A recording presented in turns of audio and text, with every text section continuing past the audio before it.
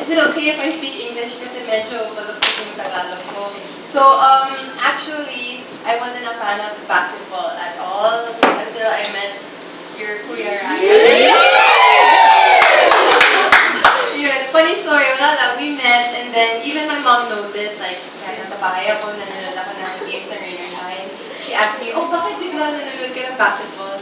Oh, wala lang, I have a friend there. Tapos yun, after 4 years, yun, I've been a true Rainier Shine. And of course, ako yung #1 fan of yours. Yes, of course, without you guys. Wait lang. Niligawan talaga ako yun. Niligawan ako!